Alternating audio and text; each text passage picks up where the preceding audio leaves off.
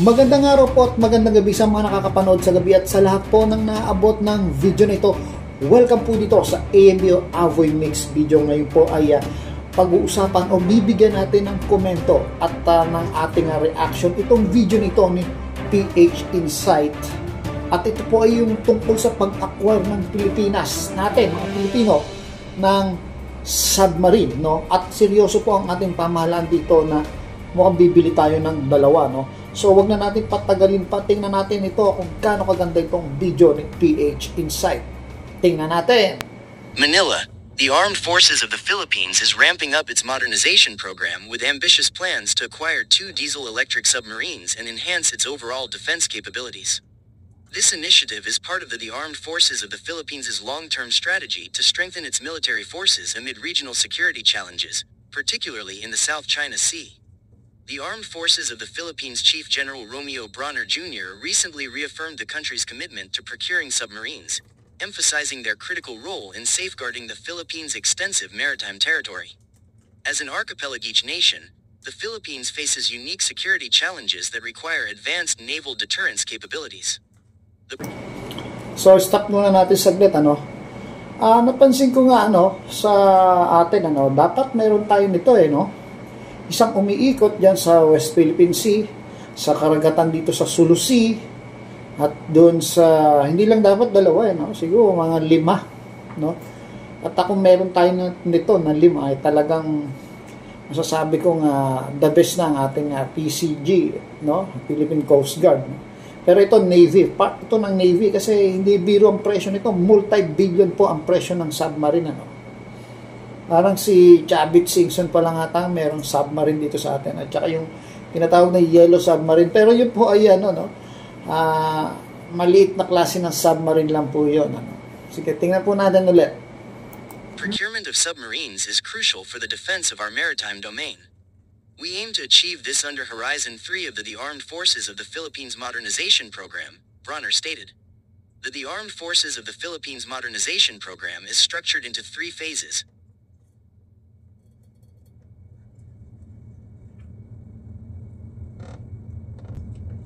However, in January 2024, the list of acquisitions under Horizon 3 was revised, creating the new Horizon 3 Inches framework, extending its timeline to 10 years. Under this plan, the submarine acquisition budget is estimated between 80 billion Philippine pesos to 110 billion Philippine pesos, covering not only... Oh, grabe, no? Laki, no? 80 billion, no? Pesos, o 110 billion Philippine pesos. Laki na. Maraming matutulungan ito na mahirap na kababayan natin, no? Kung wala lang saan ng gera, ay mas may popondo natin to para sa pagpapayaman ng ating bansa, Pero ika nga nila, sabi daw,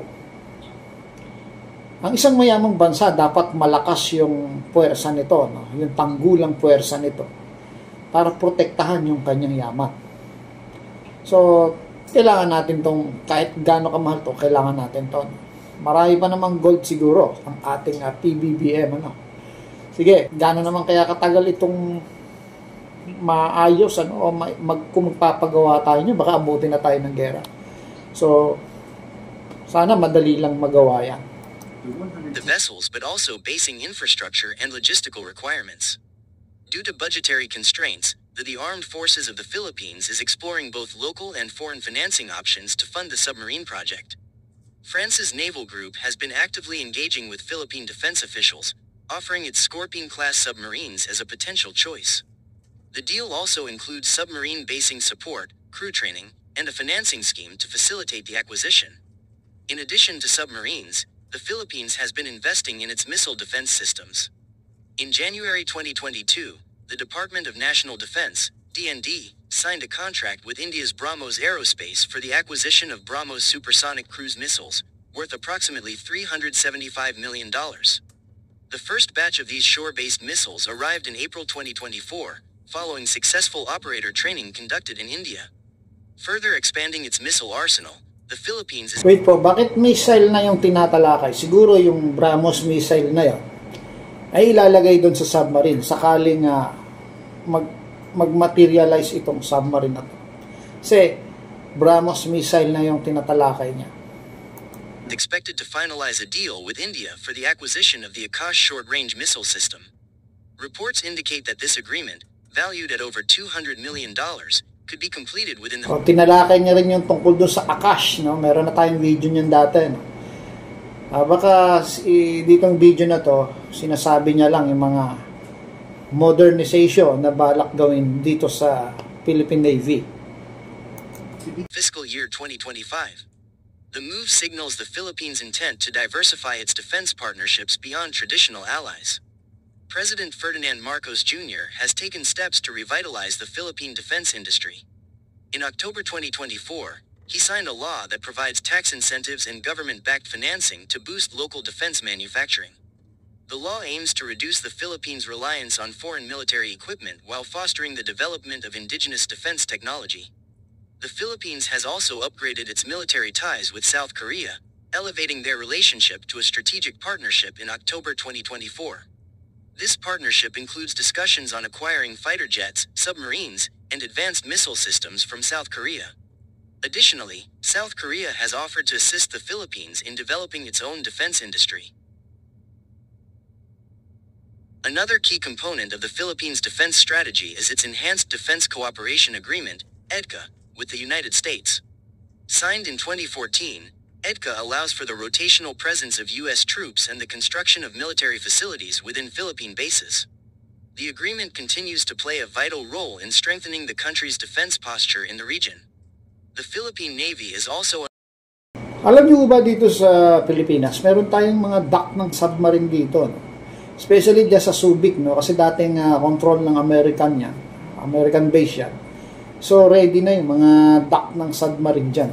May mga garahe tayo ng submarine. Kulang na lang talaga submarine. Tuloy natin. Undergoing significant upgrades to enhance its surface fleet. In June 2022, the DND signed a contract with Hyundai Heavy Industries of South Korea for the procurement of 6 offshore patrol vessels. These vessels, based on the HDP 2200 design, are expected to enhance the Navy's maritime patrol capabilities, with deliveries scheduled between 2026 and 2028. Additionally, the Navy is set to receive 2 new corvettes from Hyundai Heavy Industries. These vessels, part of the Miguel Malvar class, So, dito sa video na to, tinatalakay niya rin yung mga na-order nating warship, no? Mga Navy ship doon sa Korea. So, sa video niya, itong PH Insight, hindi lang yung submarine yung tinapik niya.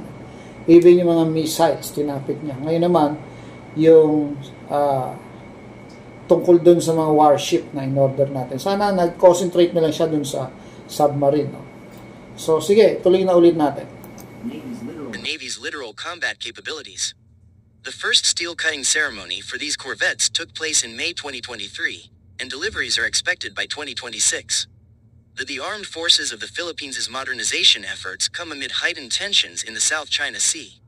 The Philippine government has been vocal in asserting its territorial claims against China's increasingly aggressive maneuvers in disputed waters. In recent months, incidents involving Chinese maritime forces harassing Philippine vessels have further escalated tensions. China has criticized the Philippines' plans to deploy mid-range missile systems, warning that such moves could provoke unnecessary confrontations. Despite this, the Philippine government insists that its military upgrades are purely defensive, aimed at protecting its sovereignty and ensuring regional stability. The Philippines is taking bold steps to modernize its military, focusing on acquiring advanced naval and missile capabilities while strengthening international defense partnerships. The acquisition of submarines, expansion of missile systems, and continued collaboration with allies reflect the country's commitment to national security. As regional tensions persist, the success of these modernization efforts will play a crucial role in shaping the Philippines' defense posture in the years to come.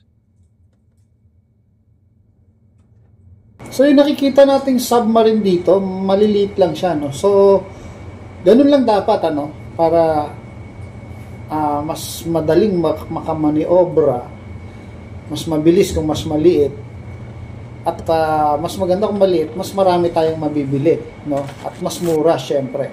Pero dapat capable ito sa mga torpedo, o mga talagang attack submarine talaga, no?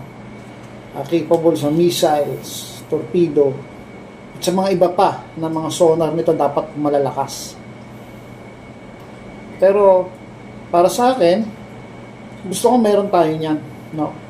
Makakatulong po 'yan, no? Malaking tulong po 'yan, no? Lalo na kung ikaw yung Philippine Navy at mas lalakas yung loob mo pag alam mong binaback-upan ka ng isang submarine, no? Kasi meron kang view sa ilalim at meron kang view sa taas, no? Binaback-upan ka ng Air Force, backup ka, dalawa o magpapatrol kayo at may kasama kang submarine, mas makakampante ka, no? Ngayon, doon sa mga naiintindihan ko naman na kung bakit ayaw ko nung gera. Yung iba, naiintindihan bakit hindi daw pumapalag, no? Although lahat kasi tayo ayaw natin ng gera. Even yung China ayaw niya ng gera. Gusto niya nga makuha yan sa isang mapayapang paraan, no? Mas makuha nila yung buong karagatan na yan, yung sa West Philippine Sea, sa isang mapayapang paraan na hindi naman pwede, no? Ayaw rin kasi nila ng gera. So kasi lalo na ikaw ay may pamilya, meron kang mga anak, yung mga anak mo, gusto mong mabuhay sila sa panahon na masaya, walang gera, wala kang iisipin, hindi mo sila iisipin na maapektuhan sila ng gera. Yun yung kinakatakot ko, no? Yung maapektuhan yung aking mga anak. Sa may mga tatay dyan, yun din yung yung kinakatakot nila kung bakit ayaw nila ng gera. Naiintindihin ko yun, hindi naman sa natatakot. Iniisip ko lang yung kapakanan ng aking mga anak. Ganun din yung mga sundalo na may mga anak. So, kaya nga, kung pahabaan ng pisi, magtiis muna tayo. Dahil sa ngayon, hindi nga tayo makakapalag. Sinabi na yan inamin na yan ng ating presidente. As of now, wala tayong talagang magagamit na pantaboy sa kanila. At hinahadlangan natin ng Amerika na sumama dun sa resupply mission dahil 90% pwede itong mag-cause ng gera. Parang nagsasuffer na lang ang Pilipinas at sinasabi kami na lang muna, kaya pa naming tiisin, no? As long walang gera, mas maganda. So hindi po duwag ang ating mga Coast Guard o mga Philippine Navy, nagtitimpi lang po at sumusunod lang sila sa iniuutos ng mas nakatataas. Yun lang po ang masasabi ko at pasalamat tayo at hanggang ganun lang po muna ang labanan na nakikita natin, no? Hanggang pambubuli o pagbigit-gitan, no? At pasalamat tayo at wala pang pumuputok na gera. So hanggang dito na lang po. Maraming salamat po. Ito po ang Avoy Mix Videos.